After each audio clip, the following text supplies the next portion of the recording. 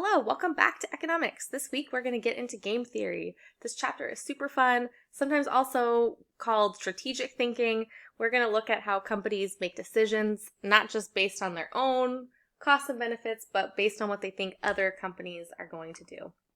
We are going to start with the basics. So we're going to be looking at what a payoff matrix is. This is going to be a table that's showing us either the costs or benefits, payouts of certain decisions.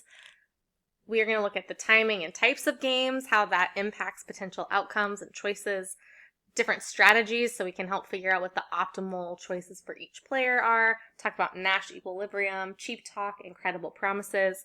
Then we're going to get into prisoner's dilemma, oligopoly and collusion, and first mover advantage. So we're really going to take this and apply it to that oligopoly market structure. We're going to see how even just a little bit of competition, like going from one firm to two or three, can improve outcomes for society. We're going to get more production, lower producer profits, higher consumer surplus.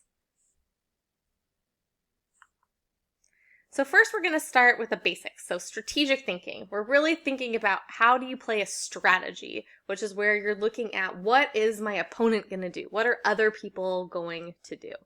And we're going to have three elements to our game. So we're going to have the players, the possible actions, and the payoffs, which is going to turn into a table, which we're going to call a payoff matrix. Now for this, a lot of these examples we're looking at, we're assuming that all players know this information, so it's known to everyone, and if it is known to everyone, we're going to get expected outcomes.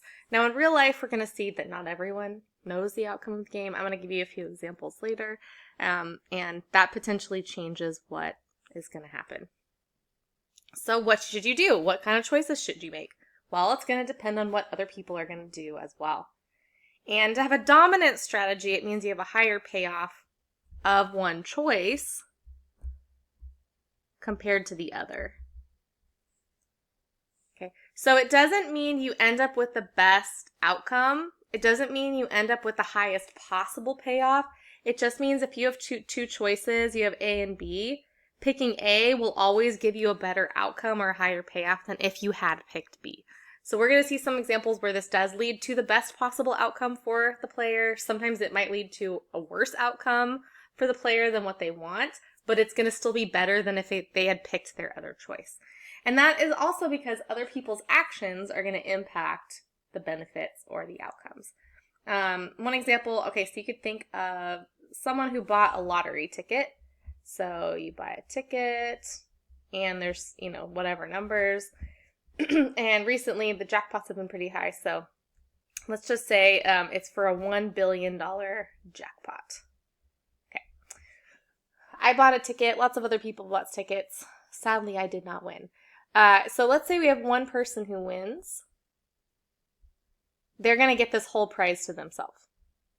But if we have, let's say 10 people who win, they're going to have to split this. So maybe now they'll only each get 100 million. Or if 1 billion people won, they would each get $1. So it's not just the choice that I make, it's also impacted by the choices others make. So if people pick the same numbers, all pick the same winning numbers, then it's going to impact that outcome. And the same thing is going to happen in our markets. When we have competitive markets, more companies entering the market are going to potentially reduce the profit and the number of customers for the other companies. And even in cases where it's just two companies competing, you're still going to get better social outcomes than if it's only one. And we'll look at some of the reasons why. So let's start off by looking at a payoff matrix. We are going to have usually just two players in our payoff matrix because it's a two-dimensional table. In real life, obviously, you can have lots of players. And we're going to have, it could be two choices, it could be three choices, we can have lots of different options. But for a lot of our examples, it's going to be two players and they each have two choices. And then here, these four boxes represent the payoffs. So if it doesn't say like what the number means, like if there's no dollar value or number of years of something, right? Just assume that a higher number is better. Maybe you can assume it's like the utility or happiness. So just, higher number is better unless it says otherwise. In this top left box, this tells us the outcome if both players choose A. So player 1 picks A and player 2 picks A.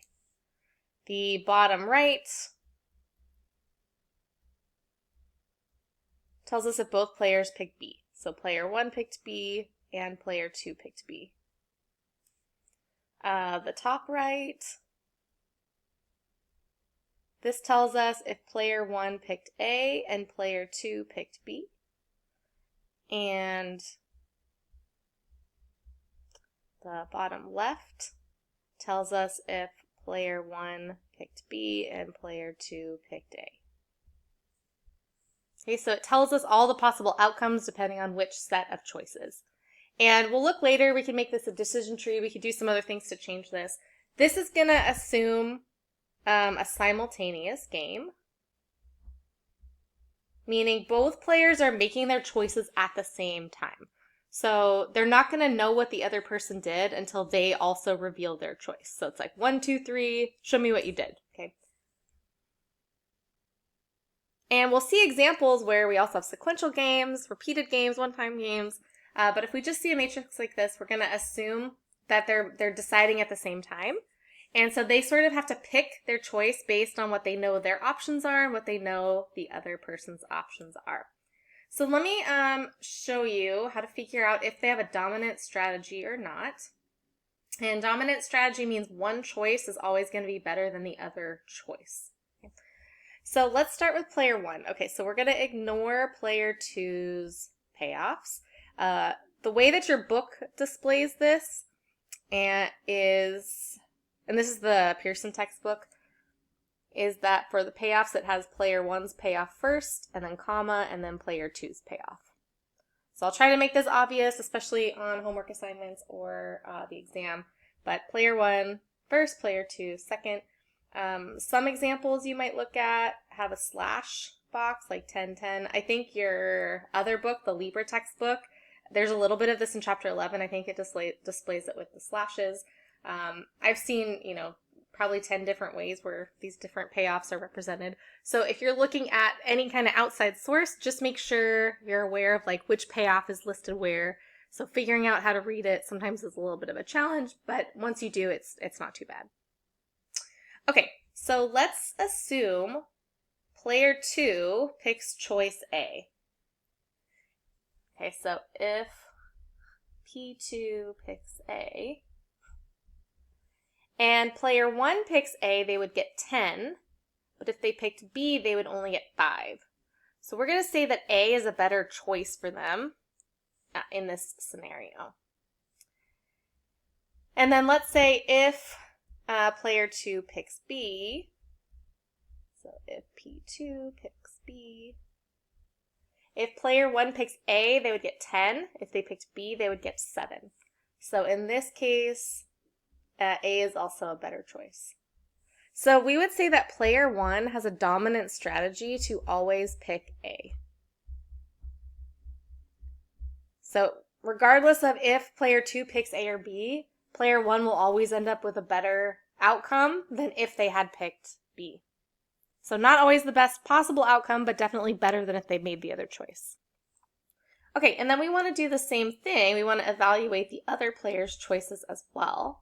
So notice we're not evaluating overall outcomes, we're evaluating choices, right? We're seeing what each player should do.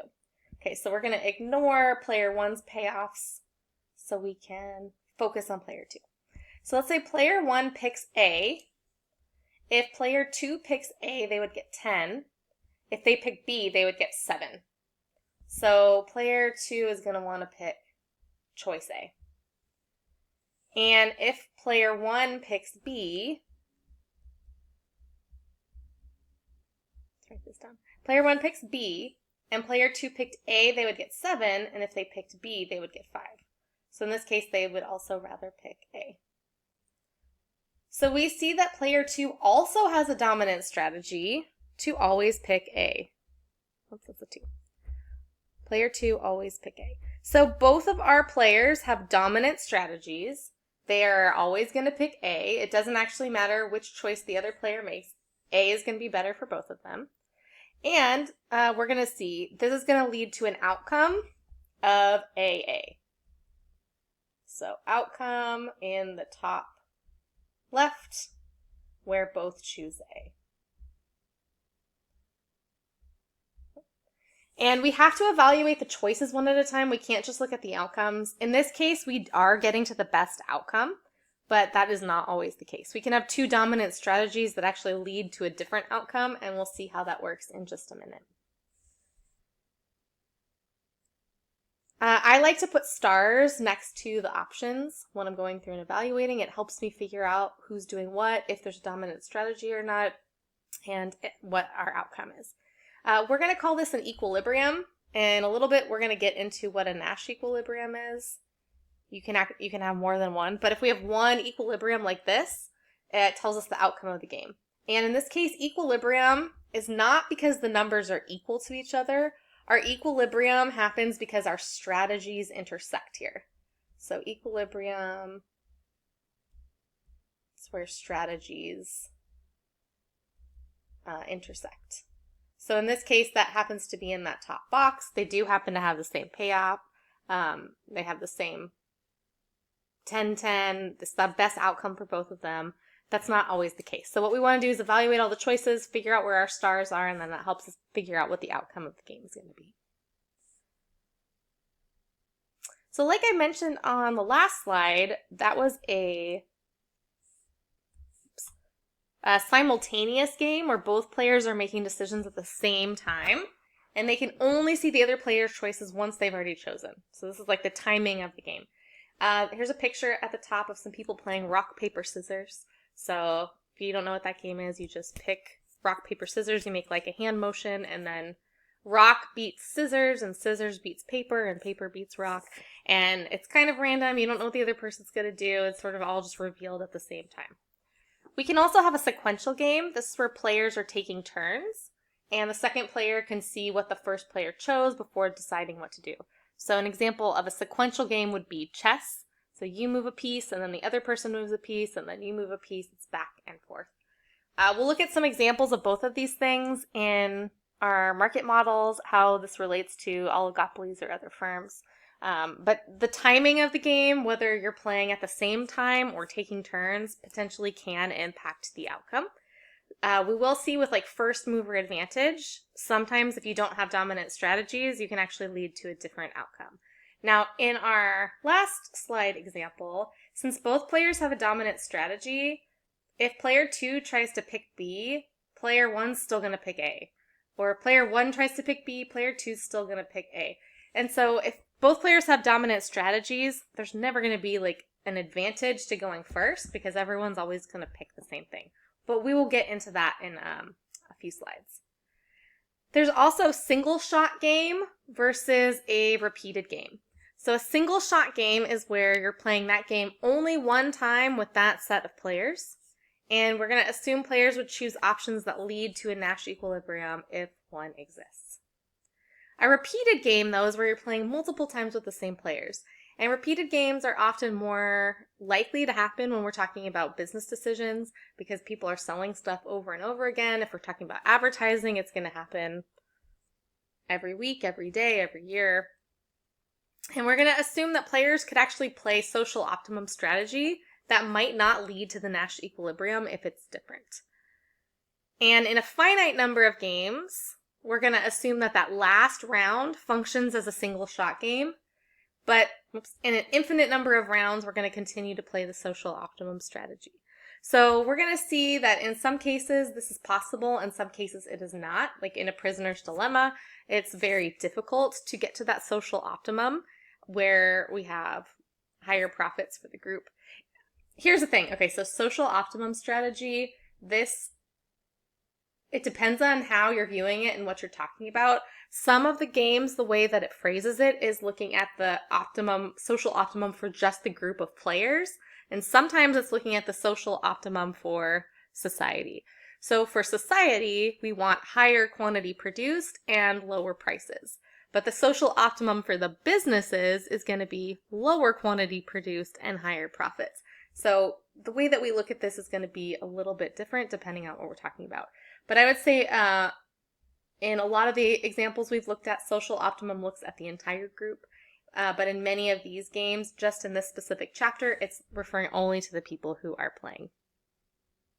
So let's look at some strategies. We already looked at dominant strategy. This is where one choice is always better than the other choice, no matter what the other player makes. So not the best outcome, not always the highest payoff, but it just means you're going to do better than if you had picked the other thing instead.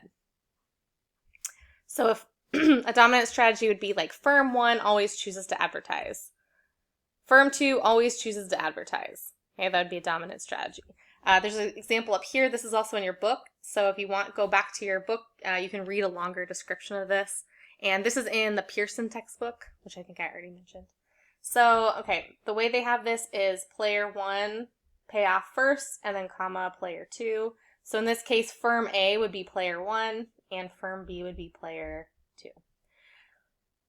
And then you just want to evaluate their choices one at a time. So we're just going to look at player 1 first. So if firm B advertises, firm A advertises, they get 10. They don't advertise, they get 6.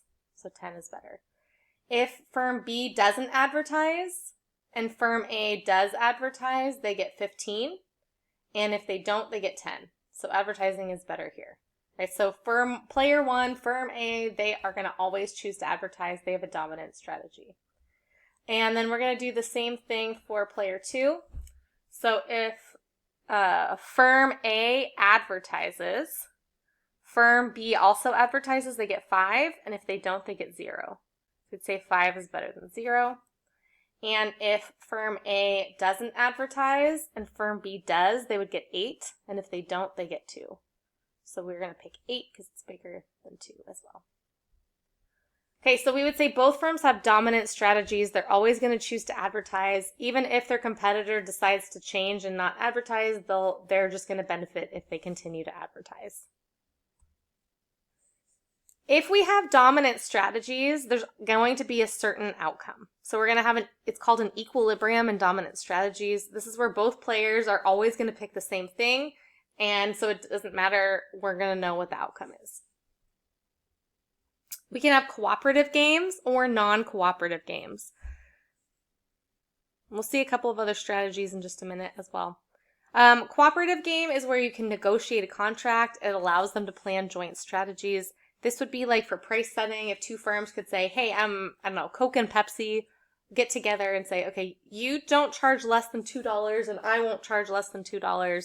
And they work together to keep prices high. Non-cooperative games are where that's not allowed. So like in the United States, Coke and Pepsi legally cannot work together to keep prices higher. It's called colluding, and they're just not allowed to do it. And so if it's legal versus illegal, we're going to potentially get to different outcomes. Let's look at some more strategies. So a mixed strategy is where you don't have a dominant strategy. Sometimes option A is better, sometimes option B is better. I'll put an example in your homework where there's like 3 choices instead of just 2. And it'll be like one firm maybe prefers one choice and then another choice and then another choice. They're not always going to pick the same thing. So mixed strategy, you're going to make a random choice among 2 or more possible actions based on a set of chosen probabilities. So the idea is you're going to try to figure out what to do, and you can have a mixed strategy where you prefer one choice more often, but then based on the other player's actions, or maybe they have a dominant strategy, you might pick something different. And then sometimes we're going to see it just as random because the other player also has a mixed strategy and we don't have any certainty over what's going to happen. So table 13.6 from your book, this is an example, this is a game called Matching Pennies. And here we have a scenario where one player would prefer either, both heads or both tails, and the other player wants them to be different. So one head plus one tails. And if it's both heads and tails, it looks like player A wins, and if they're different, then player B is going to win. We could see that here in our payoff matrix. So let's evaluate player A first. So if player B flips their coin, flips their penny and gets heads, then player A also wants to have heads. And if player B has a coin and they flip it and it's tails, player A would rather have tails, right? You can see, so 1 or -1. So 1 means they win and -1 means they lose. So in this case, player 1 wants them to have matching heads and tails.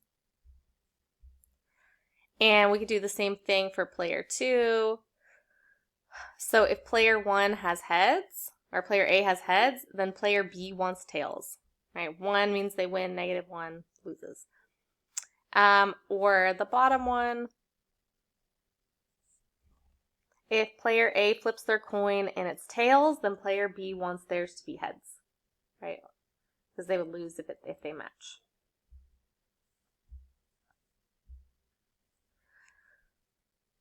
Okay, so here what we have is we have 4 stars. They are in different boxes. We have no equilibrium.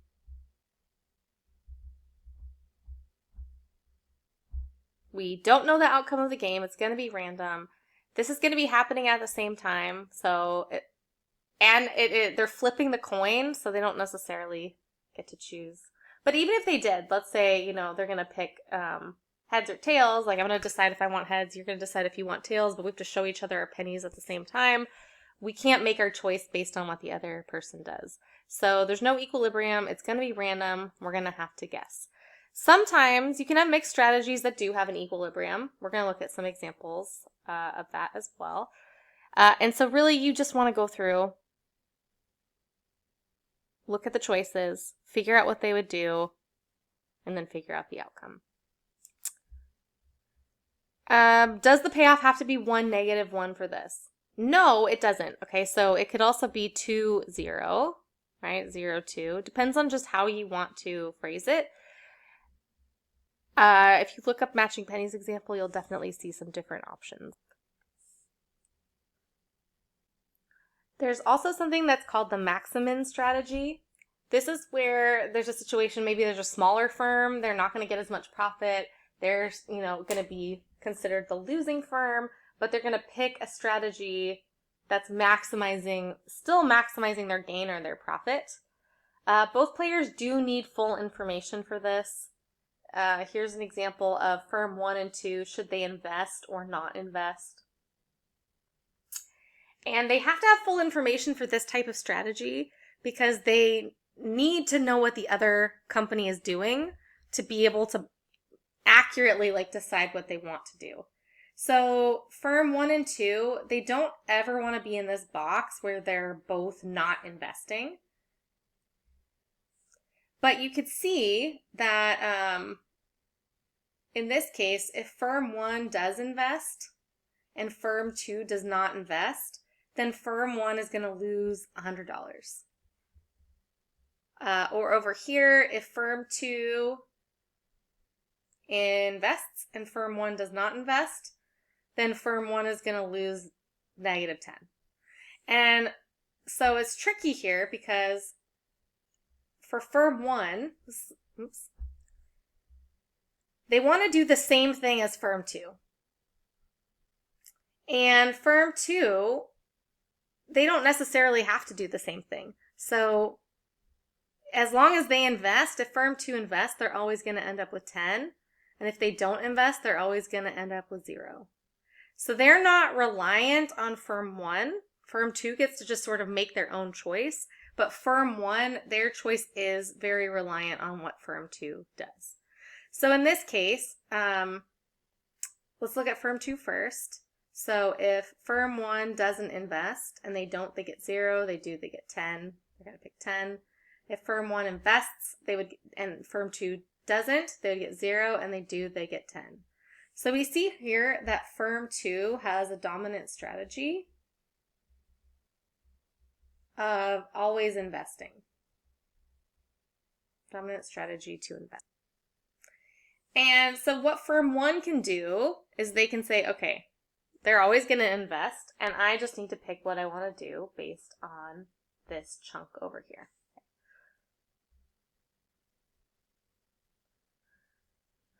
even though we can still evaluate their choices the same way. So if firm 2 doesn't invest and firm 1 also doesn't, they get 0. And if they do, they get negative 100.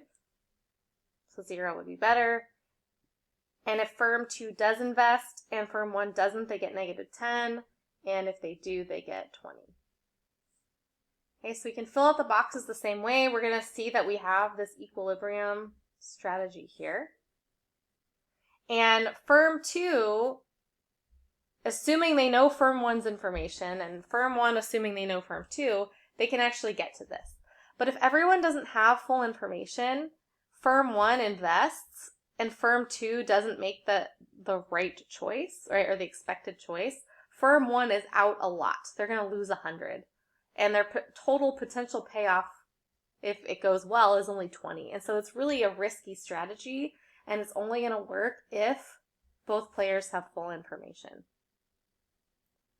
There's also a strategy called tit for tat, where you respond with like behavior in a repeated game. So we'll see if players need to cooperate for one outcome. As long as they see the other player cooperating, they'll keep cooperating. But as soon as somebody does cheating or the negative behavior, then the other firm is going to respond in the same way.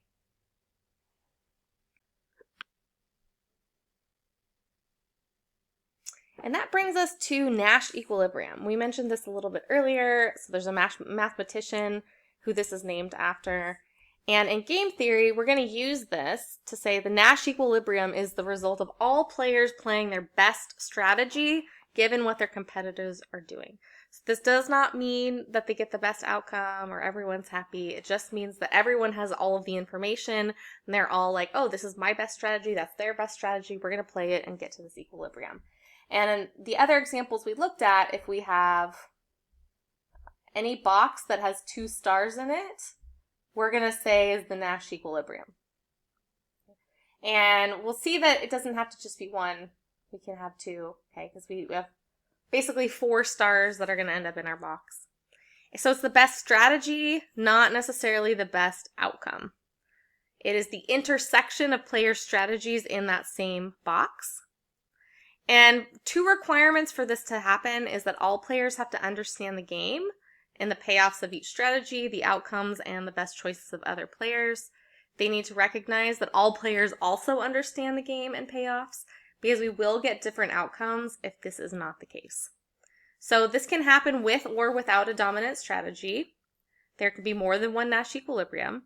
So anytime we're intersecting in a box, we're going to say it is a Nash equilibrium, assuming everyone knows what's going on in the game. Credible threats and promises. So sometimes players might want to move the game to a different outcome. And you can have cheap talk or signaling. These are basically different ways of deciding if information is valuable or not. So cheap talk means it's free to provide that information. It doesn't cost the person saying it anything. So for instance, you want to take a class and the class is full. You send a message to the professor and you say, oh, dear Professor Johansson, I love economics. This is my favorite subject. I heard you were the most amazing professor in all of existence, and I'm only coming to PCC to take your class. Please give me an ad code to let me in. So while I would personally love to have emails like that, it is cheap talk. It is free to provide that information. You can say whatever you want to professors, and it is in your best interest to say nice stuff to them to try to get them to let you in their class. It may or may not help, but it's better than saying something mean like, you better let me in or else, I don't know. So cheap talk is just free to provide information. It doesn't mean anything. So same thing, you're going to a job interview, you're going to say you're the best employee ever, you're never late, you've turned in all your assignments on time, you love boring meetings. You're always going to say good stuff about you where there's not necessarily proof. Signaling, on the other hand, is where it's costly to provide information. It maybe has a high sunk cost. There's some meaning behind it. In this one example is your college degree. So your college degree is a signal to employers that you have soft skills, that you'll be reliable, that you have the capacity to do some of the harder more complex jobs. Does getting a college degree guarantee you're going to be a good employee or a good worker? No, it absolutely does not. But it is a costly signal that may have cost you $10,000 or $20,000 or $200,000 to get. And likely you're not going to spend $200,000 on a college degree if you're going to end up being a terrible employee who just gets fired and can't pay back those student loans or can't recover those costs somehow. So credible threat and credible promise, these are where we are taking something that could potentially be cheap talk and turning it into something that has value. So this could be through signaling, it could be through some other contract or guarantee, something to get that to happen. So credible threat is something negative, and a credible promise is something positive. So it's in the promiser's interest to keep out. Okay, so for instance, something that would not be a credible promise, I could promise my students, I'm going to get everything graded within 30 seconds of you turning it in. And the reason that this is not credible is that it's not always in my best interest to do that, especially because with online classes, students are turning stuff in all sorts of random times. I'm definitely not going to get to it right away. I might make a promise, hey, I'm going to try to grade everything within 1 to 2 weeks of you turning it in. That's more likely to happen. But if I don't follow through with that, there really aren't any consequences. Like, it doesn't do much harm to me if I take 1 extra day to grade something or if I forget something. Or a credible threat, something that's not a credible threat. So I have 2 kids, and sometimes I'm trying to get them to do something, and I'll be like, okay, if you don't stop doing that, we're not going to grandma's house later. And it's not really a credible threat because I'm still just going to go to grandma's house anyway. So as a parent, you got to learn, like, don't throw out empty threats, right? Or empty promises, because it's not going to be effective. So credible threats and promises need to be things that are possible. And some situations we're going to see there's a commitment problem where you can't make a credible promise or threat. This is going to definitely be the case in oligopolies. They may want to work together to set higher prices, but because it's illegal, it's very hard to make this a credible promise. Now, we can get some signaling where some companies may be willing to take a loss in the short run to signal that they're committed to these higher prices. But if there's any possibility of more firms entering the market, there's less barriers to entry. It makes it really, really hard. They can try to use a commitment device to make an empty promise or an empty threat credible. So one example, maybe rival companies, their kids might fall in love with each other and get married. And so, like, okay, that's a good commitment device because sure, we'll keep prices higher because now we're all one big family. And if I undercut you and steal the whole market, it's, hurts your family as well. So commitment problem, commitment device, all these things are ways of sort of trying to change those payoffs or change the strategies to move the outcome into something that's better for one or more players. Okay, I'm going to stop the video right here, and then I'm just going to restart a new one, so that way you have a little chance to take a break and do something else, maybe before you come back and finish this whole long lecture.